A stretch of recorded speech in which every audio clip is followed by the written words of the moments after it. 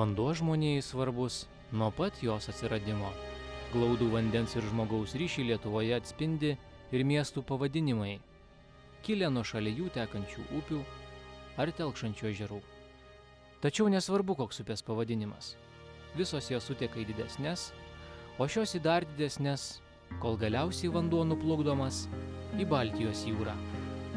Norėdami saugoti jūrą švarę, turime pasirūpinti savo upių vandens kokybę. Baltijos jūra iš tikrųjų yra ypatinga tuo, kad jinai yra viena iš jautriausių pasaulio jūrų. Kodėl jinai yra jautriausia? Lemia jos fizinės savybės. Iš tikrųjų, jūra yra susijungusi su vandenynu labai mažai siaurais Danijos sąsiauris. Vandens apykaita su vandenynu yra labai maža.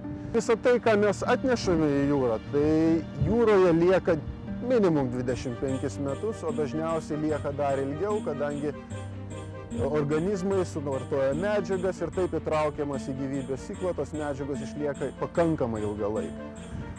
Tai šituo požiūriu šita jūra yra ypač jautri, kadangi jinai yra linkusi kaupti viską, ką žmogus palieka upės baseine. Šiandien dažnai nesusimastome, kaip vanduo atkeliauja iki mūsų namų. Tiesiog atsisukame čiaupą ir vanduo jau teka. Galbūt todėl, kai švarus vanduo mums tapo taip lengvai pasiekiamu, mes mažiau jį tausojame. Dabar buityje žmogus kasdien suvartoja apie 80 litrų vandens. 3 kart daugiau nei tada, kai jį reikėjo atsinešti patiems. Kiekvienas daugiau ar mažiau prisidedame prie vandens taršos. Juk plaudami indus, skalbdami drabužius, rūpindamiesi higiena ar net besirinkdami kokius obuolius pirkti, galime sumažinti vandens taršą. Visą tai, ką išleidžiame į savo virtuvės kriauklėje, tualete, vonioje, į skalbimo mašinų, dažniausiai patenka į miestų nuotekų valymo įrenginius. Pramonės nuotekos taip pat dažnai patenka į miesto nuotekų valymo įrenginius. Auganti pramonė naujai produkcijai pagaminti kasmet suvartoja milijonus tonų vandens. Žmogus skatinamas vis daugiau vartoti, po savęs palikdamas didžiulius atliekų kalnus. Netinkamai tvarkomos pramoninės ir buitinės atliekos teršia ne tik mūsų aplinką, bet ir požeminius bei paviršinius vandenis. Miesto upės neigiamai veikia ir lietaus nuotekos.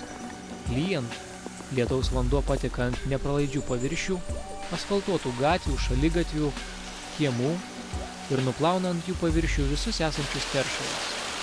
Kas trečias lietuvio būstas iki šiol nėra prijungtas prie nuotekų surinkimo sistemos, kanalizacijos. Tokiuose namuose visas panaudotas vanduo nėra valomas, o kartais nevalytas jis patenka ir į upes, ežerus. Valstybė siekia, kad iki 2015-ųjų 95% šalies gyventojų ūkių būtų prijungti tiek prie nuotekų surinkimo sistemos, tiek prie vandentiekio. Paprastai didieji miestai, jie jau turi tas valyklas, kurios išvalo nuotekas tiek atitinkamų reikalavimų. Ir čia gal reikėtų dar paminėti tokias daugiau problemas, kurie miesteliai yra prie mažų upelių, kur tos nuotekos nevalomos arba blogai išvalomos, o upė mažai jas praskiedžia. Va tam problema matysis ryškesnė iš tikrųjų, negu kad iš didelio miesto bus išleidžiamos nuotekos į didelį vandens telkinį, kur jos bus geriau praskiedžiamos. Vandens telkinyje pasklidę teršalai pavojingiems mikroorganizmams tampa idealia terpe karštomis vasaros dienomis. Tuo metu miestuose ir šalia jų esančiose maudyklose uždraudžiama maudytis. Kai kuriuos vandens telkinius miestų tarša pakeičia labai smarkiai. Vienas tokių telkinių – Drūkšių ežeras. Į didžiausią Lietuvos ežerą tekėjo ne tik Visagino miesto nuotekos. Iki 2009-ųjų jo vandeniu buvo aušinami Ignalinos atominės elektrinės reaktoriai, nuo kurių Drūkšių ežero vidutinė vandens temperatūra pakilo 3–4 laipsniais. Statant pačią elektrinę buvo pažeistas viršutinis dirvožemio sluoksnis ir labai daug nešmenų buvo nunešta į ežerą. Kitas dalykas, įrengus Visagino miestą, visos Visagino miesto nuotekos per Skripko ežerą tekėjo į Drūkšių ežerą. Ir kas gavosi, iš miesto teka nuotekos į ežerą, ežero vanduo pašildomas ir tai iš karto iššaukia eutrofikacijos procesą. Ir dar šitas procesas vyksta ir taip, kad ežeras yra teršiamas, bet kuomet ežeras ne tik teršiamas, bet dar šildomas, šitas procesas vyksta daug greičiau. Chemiškai jis yra švarus, bet jis yra užterštais taip vadinamais biogeniniais elementais, sukeliančiais eutrofikaciją, sukeliančiais ežerų žydėjimą, dumblėjimą, užžėlijimą vandens augalais. Ir dėl to atitinkamai keičiasi ir žuvų bendrijos struktūra.